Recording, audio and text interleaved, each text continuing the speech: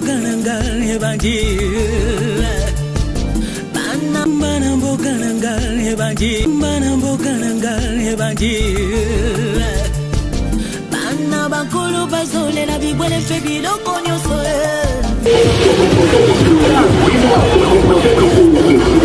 Magoba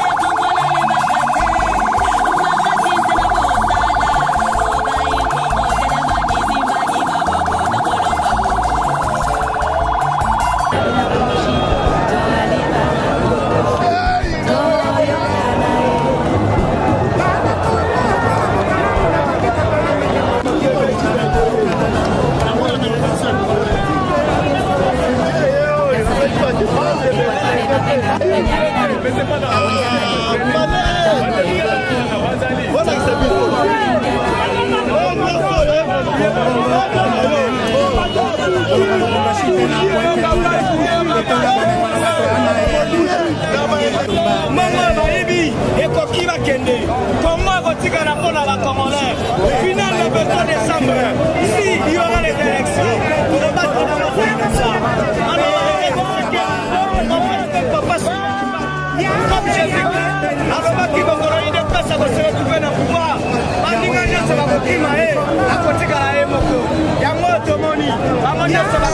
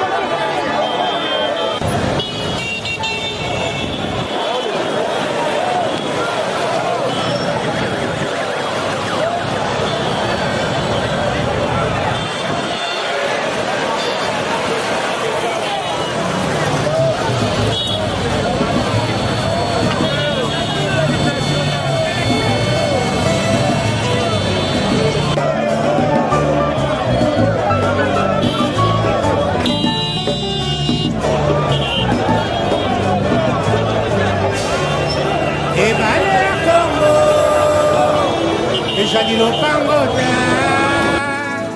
Achille Jalisse.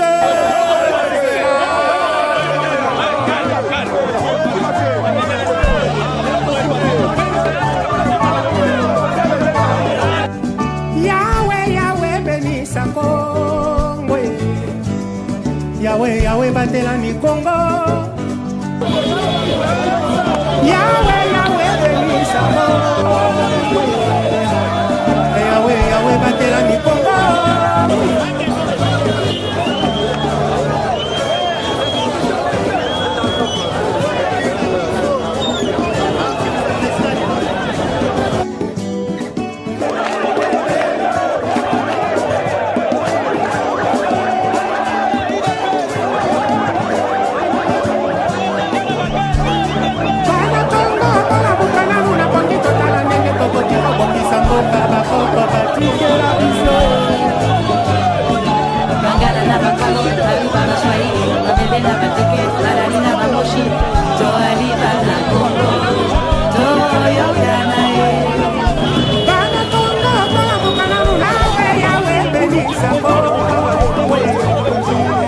Yahweh, Yahweh, batelani Congo.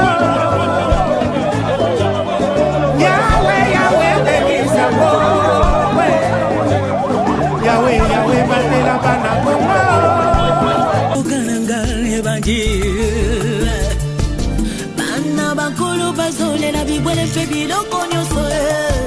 Fidèles téléspectateurs, bienvenue dans cette émission que nous avons intitulée La Voix de la DCI.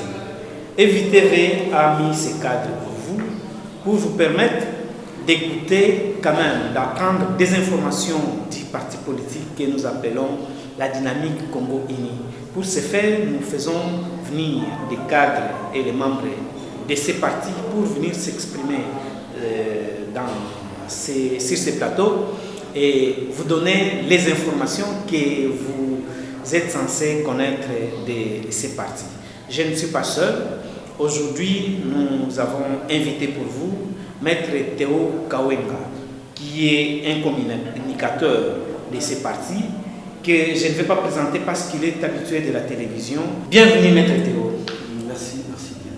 Maître Théo, comme je viens de vous présenter à nos téléspectateurs, vous êtes communicateur de la dynamique Congo Uni, mais j'aimerais que vous-même vous puissiez vous présenter auprès de nos téléspectateurs qui vous suivent en Sénat. Oui, merci pour cette opportunité. Ce qui concerne la DCI, je dirais aujourd'hui, je suis cadre de la DCI. Je suis cadre de la DCI et communicateur au sein du parti La Dynamique Congo Uni. Et vous-même, vous êtes juriste? Tout à fait, je suis juriste de formation. Maître Théo, nous vous recevons ici, vous êtes cadre dans la DCI, vous êtes juriste. S'il faut que les téléspectateurs puissent en savoir plus, c'est quoi la DCI?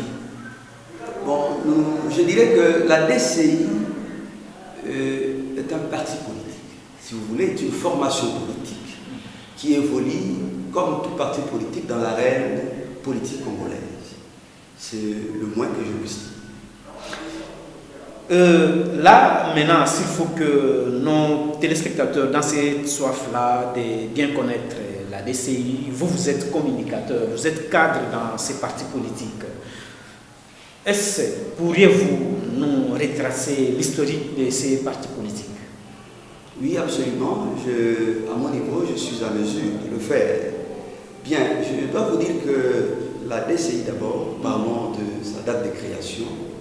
Officiellement, la DCI est créée le 19 avril 2015. Lorsque je dis officiellement, c'est parce que avant cette date, l'initiateur du parti, le camarade Vidi Chimanga Chipanga, a posé certains actes qui démontraient qu'un parti politique était en gestation. Mais nous retiendrons la date du 19 avril 2015.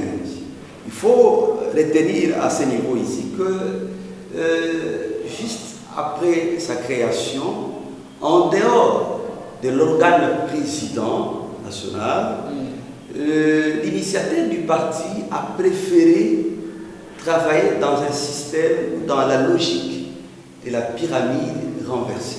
Donc à ce jour, nous pouvons dire que le parti a déjà 5 ans. Oui. le parti aujourd'hui a 5 ans. Nous allons dit d'ailleurs fêter ou commémorer le 5e anniversaire. Malheureusement, la pandémie du corona est venue, a été pour nous évidemment un grand obstacle. Laissez-moi vous dire un peu que c'est une précision détail, que dès sa création, en dehors de l'organe du président national, le parti n'avait pas des animateurs dans les différents organes statutaires. C'était la logique du président national. Il a préféré commencer par la base jusqu'au sommet. C'est ce que l'ancien secrétaire général appelait souvent la logique de la pyramide renversée. C'est dans cette logique-là, la DCI a été implantée dans différents milieux. D'abord Kinshasa. Kinshasa, sur la commune de Kalamu vers les eaux, vous pouvez identifier, sur l'avenue des eaux, vous pouvez identifier le parti politique, la dynamique Congo-DCI en cible. Il y a eu également l'implantation au niveau du Kasaï central, le Kasaï oriental, le Mongala, un peu certaines antennes au niveau du Congo central, Nord Kivu, ainsi qu'au Katanga. Voilà un peu à ce niveau, c'est de cette manière-là que la DCI a fonctionné. Mais question de curiosité, pourquoi la pyramide renversée? Bon, telle a été la logique voulue par le président. Le président n'a pas dévoilé c'était quoi la motivation, c'était quoi la stratégie pour mettre en place un fonctionnement d'une pyramide renversée. En fait, je dirais que le président a voulu d'abord faire connaître à la population l'existence de ce parti au travers certains membres fondateurs. Et c'est eux qui ont eu cette mission d'aller ça et là, implanter le parti, et par la suite, il a fallu attendre avril 2018 pour que le premier animateur du parti soit désigné. C'est un peu ça. Il a commencé avec le secrétaire général, à l'époque c'était M. Christian Nzemba Kachama, qui était le premier secrétaire général de la dynamique congolaise. Et maintenant, avant ce moment-là, avant que M. Christian Nzemba ne devienne secrétaire général, comment le parti fonctionnait? Oui, je venais de le dire. C'est essentiellement... C'est-à-dire, c'est le président qui coordonnait toutes les actions et tout passait par lui? Oui, tout passait par lui avec certains membres fondateurs. C'est comme ça que le président arrivait à coordonner certaines activités. Et vous faites aussi partie des membres fondateurs? Non, je dois le dire non. Non, moi je suis venu avec la première équipe de l'exécutif, c'est-à-dire du secrétariat général. C'est en avril que nous avons été désignés, nommés par l'ancien secrétaire général, parce que le statut de l'époque lui permettait. C'est comme ça que je me suis retrouvé également dans cette période. Faisant partie des cadres ou des membres de la première heure du parti, s'il faut le dire. Tout à fait, tout à fait. J'étais là. Chers téléspectateurs, nous avons reçu pour vous Maître Théo Kawenga qui vient nous parler de la DCI. Avec lui, nous sommes en train de nous entretenir, qui nous explique un peu de comment se présente les partis, que nous puissions en savoir un peu plus. Maître Théo, s'il faut que nous puissions connaître, quels sont les moments forts que vous avez connus déjà à l'existence du parti jusqu'à ce jour? Oui, le moment fort, je dois reconnaître que c'était un certain, par exemple, il y en a eu parmi à ces moments-là, mais je ne vais que citer quelques moments. Il y a d'abord la première réunion que le président national a tenue avec la nouvelle équipe. C'était le 5 mai 2018, au cours de laquelle le président a eu à faire connaître à tous ces gens, à tous ces cadres qui venaient le rejoindre dans cette marche du parti, sa vision. C'était donc 3 ans après? Non, pas 3. Oui, 3 ans après. 3 ans après la création du parti. Tout à fait, 3 ans après. Avant que vous ne poursuiviez votre idée, Maître Théo, là, on peut dire que pendant ces 3 ans, vous avez connu des moments de disette, en quelque sorte. Donc, comme je n'étais pas là, pendant ce moment-là, je dois l'avouer,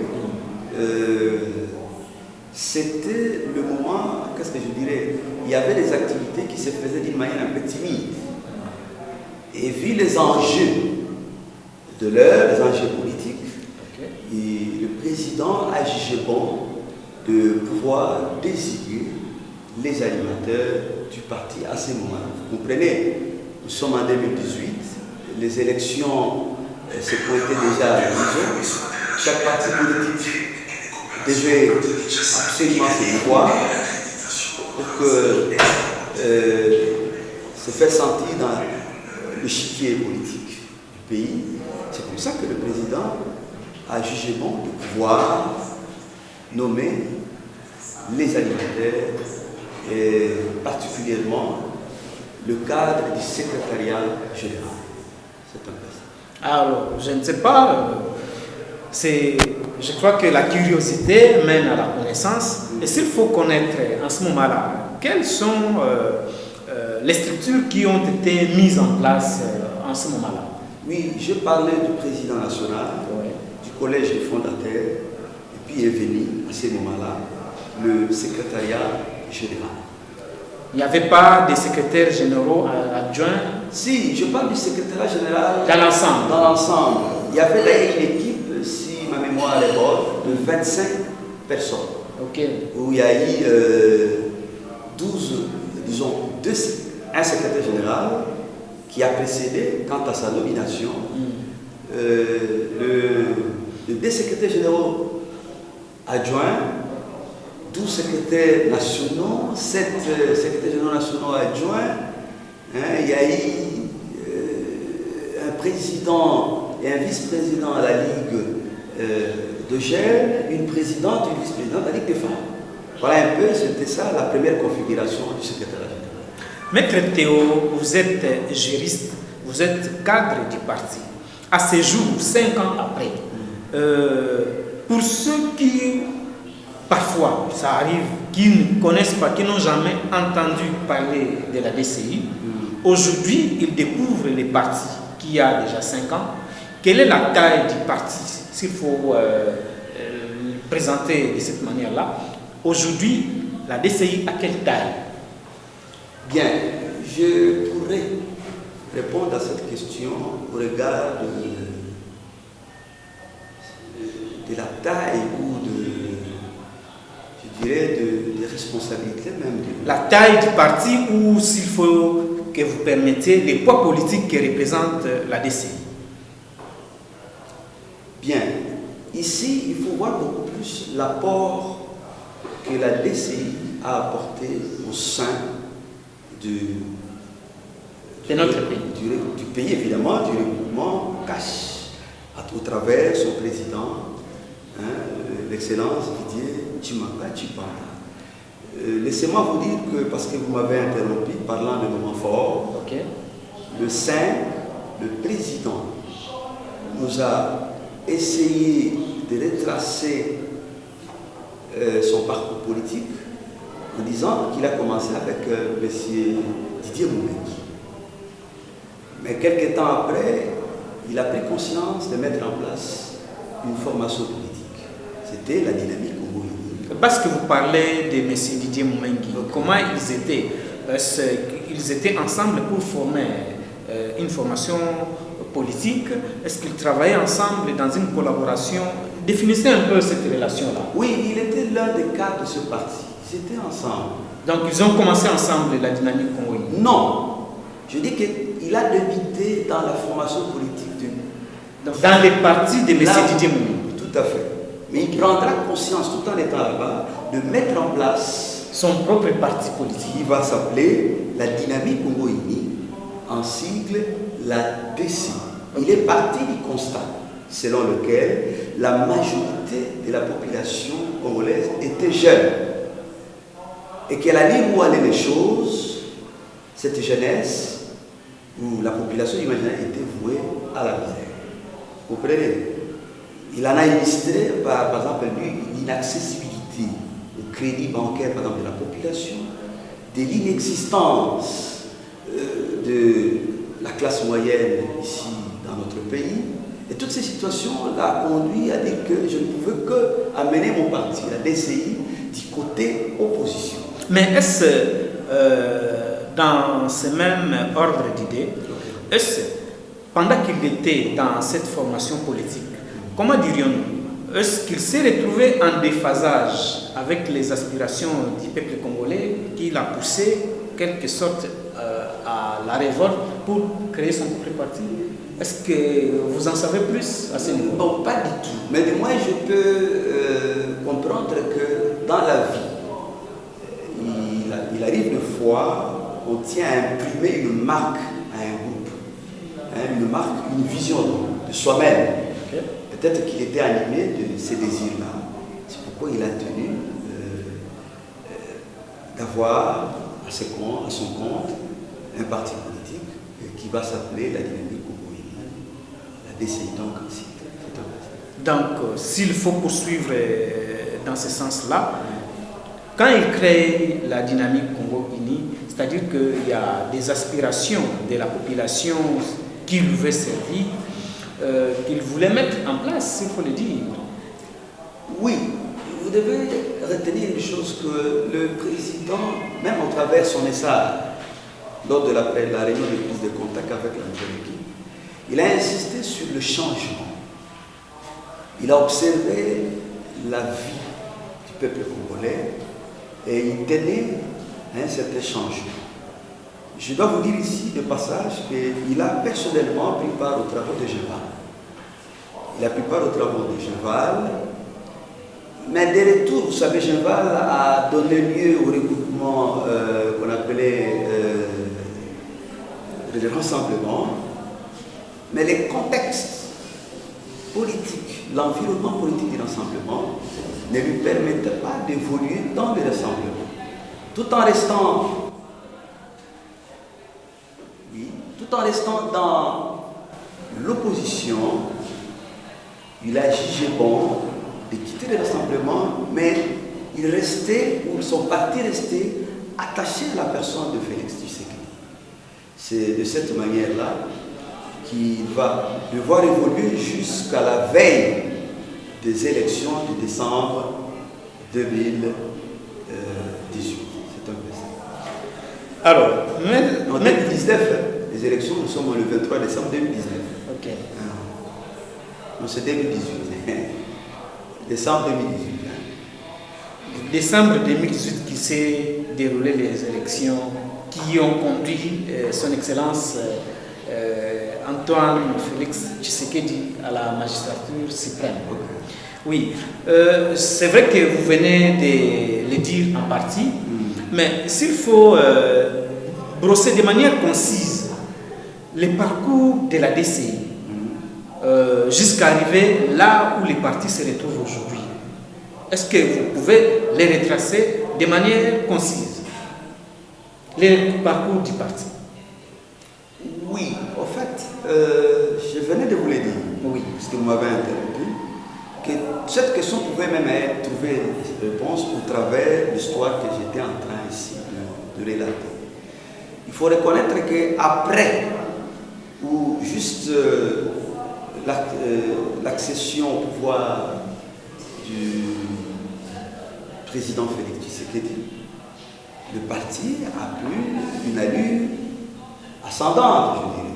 Pourquoi? Parce que compte tenu de la position que le président national occupait aux côtés, ou il continue d'occuper aux côtés du chef de l'État actuel. Mais il faut reconnaître une chose, qu'il était de ceux qui a fait l'élite avec conviction, tout en retenant que le président Félix devait un jour diriger ce pays. On l'a vu au travers de différentes interventions médiatiques. Je me rappelle encore la plus grande intervention médiatique, c'est son point de presse de Aldela Bombe, où il a réitéré son intention que son parti devait être attaché à la personne du président Félix Tshisekedi. Voilà qu'un jour son souhait sera réalisé, cet rêve deviendra une réalité et c'est tout à fait normal que son parti connaîtra un élan tout à fait fulgurant et que cette fois-là, le parti connaîtra beaucoup de monde, beaucoup d'adhésion. Juste après, il y aura réaménagement de l'équipe. On a vu M. Christian, d'abord les statuts révisés, notre statut sera révisé, et que Madame Anita Tamba va occuper le poste de secrétaire général. Et aujourd'hui, là, c'est M. Hervé Bonongue qui est le secrétaire général actuel quant au secrétariat général. En fait. C'est un peu ça, différentes péripéties que le parti a connues. Mais je dois aussi souligner qu'il y avait un moment, personnellement, qui m'a frappé, c'était sa descente en Lubumbashi, au Katanga, où il a été palpé la réalité de l'implantation du parti à la province du Grand Katanga. Ça a été aussi un moment très fort. C'était au mois de juillet 2019. Maître Théo, on ne peut pas parler de la DCI sans parler de son président national. Comment il se porte? Le président se porte à merveille. Tout ce que je peux vous dire, il va bien.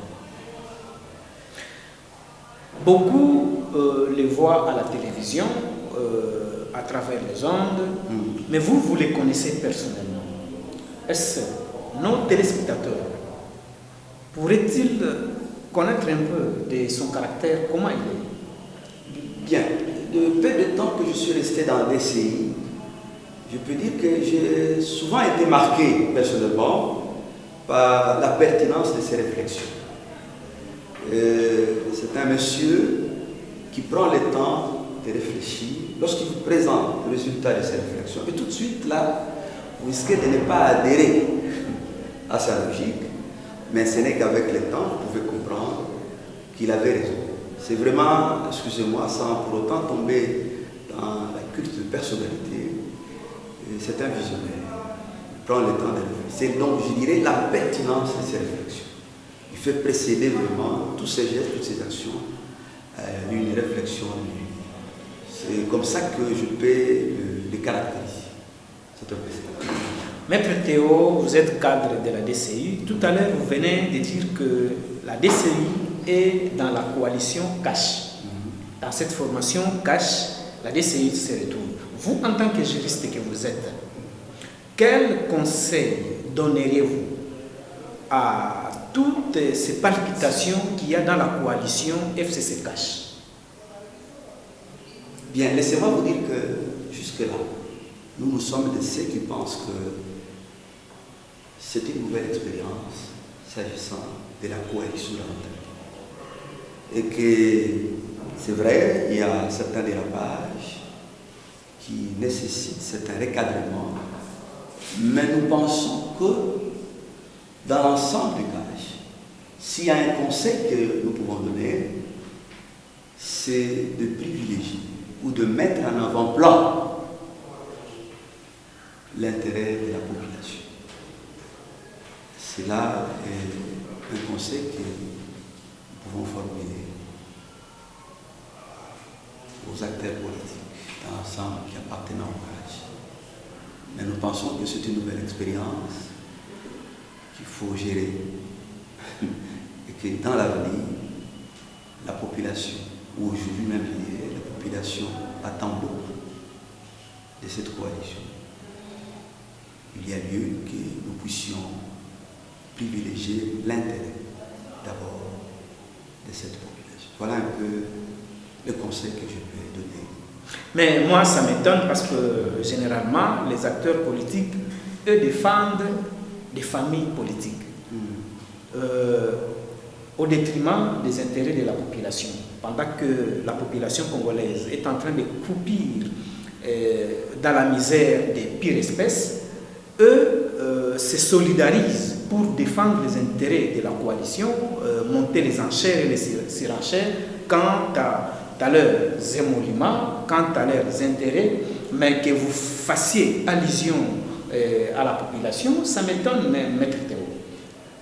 Oui, mais écoutez, lorsque nous ne faisons pas allusion à cela, je ne vois pas la raison. Alors que nous avons tenu à ce que le président actuel accède au pouvoir. Je dois vous dire une chose, et ça le président l'a dit une fois lors de nos rencontres, qu'il a été marqué par le sens d'humanisme du président Félix Tshisekedi, surtout lors des travaux de Saint-Sylvestre.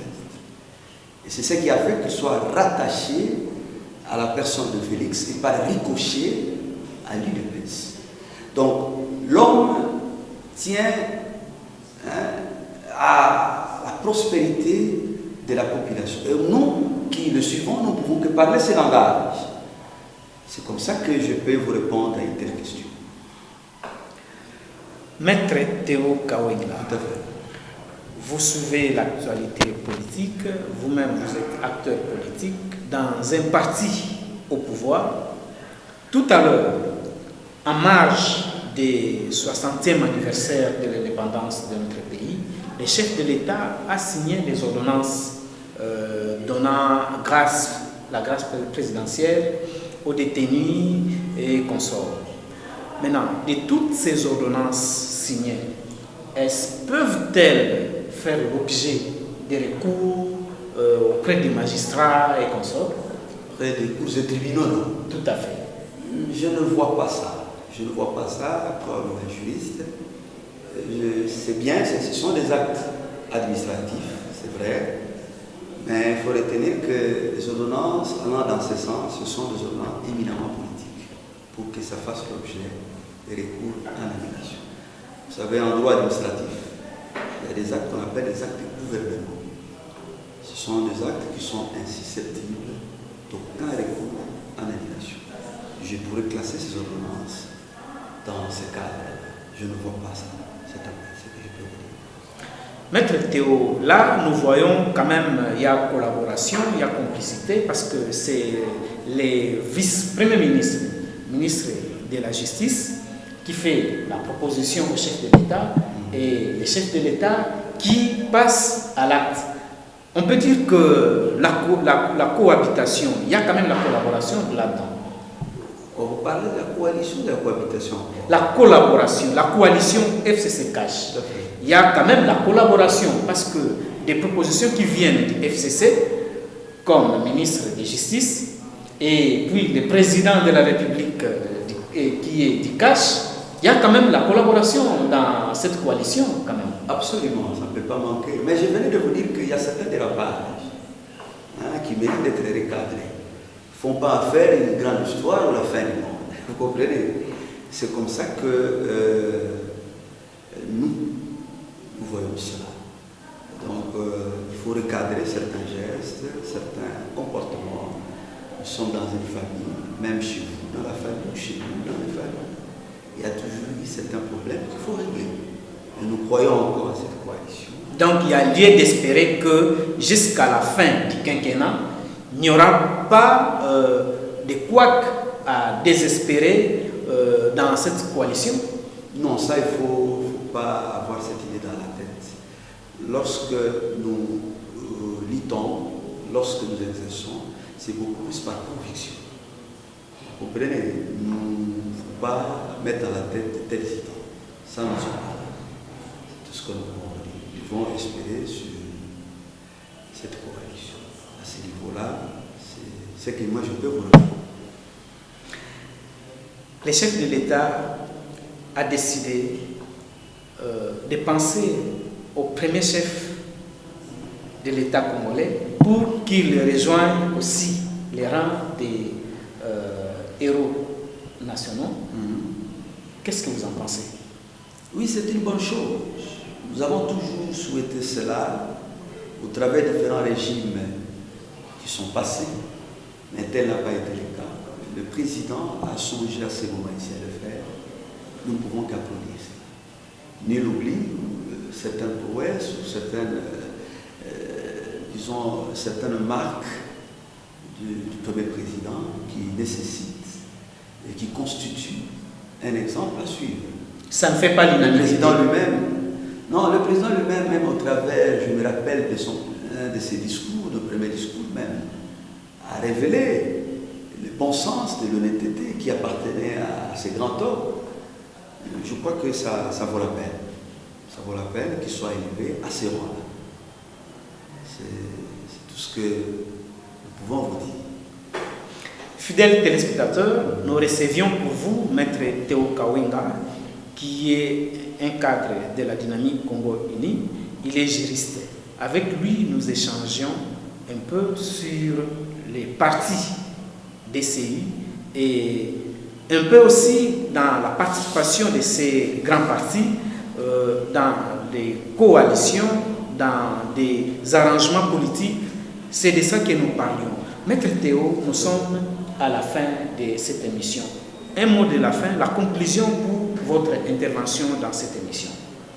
S'il y a un mot pour clôturer cette émission, je risque de me répéter.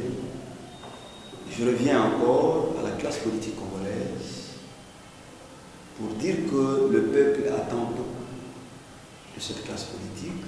Cela ne sert à rien de pouvoir passer tout son temps à des discussions.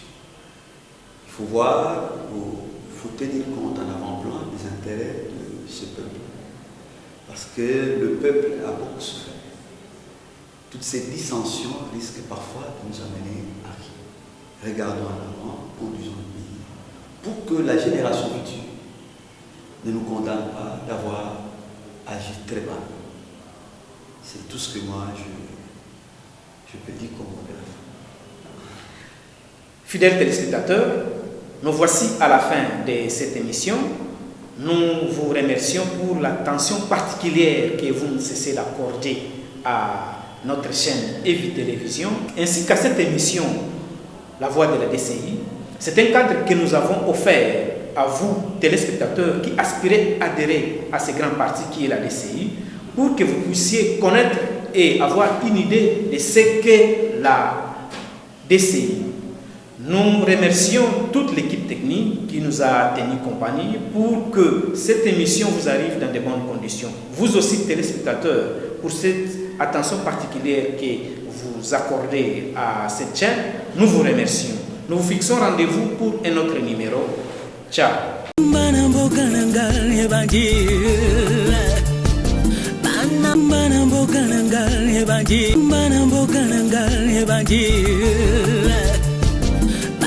Bakolo bazole la bibwele fe biloko nyonso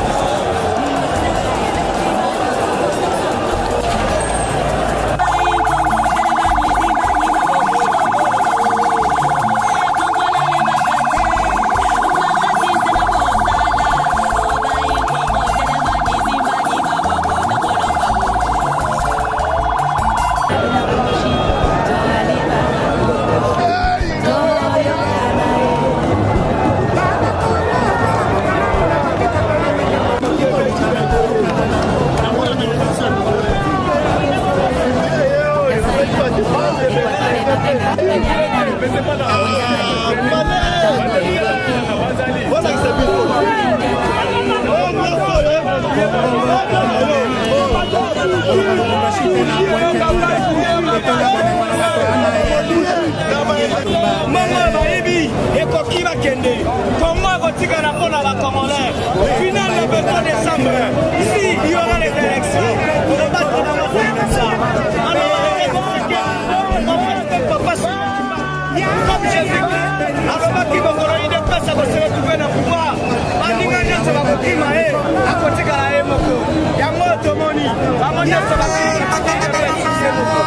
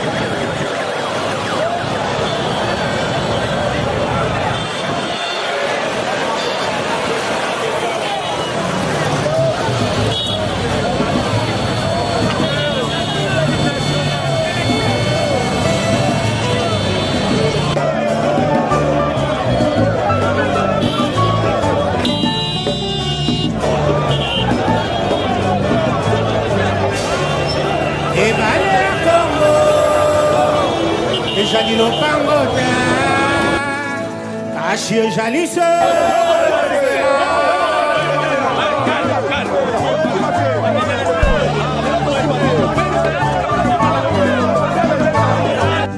Yahweh, Yahweh, bénisse Congo Yahweh, Yahweh, batelani Congo Yahweh, Yahweh, bénisse Congo Yahweh, batelani Congo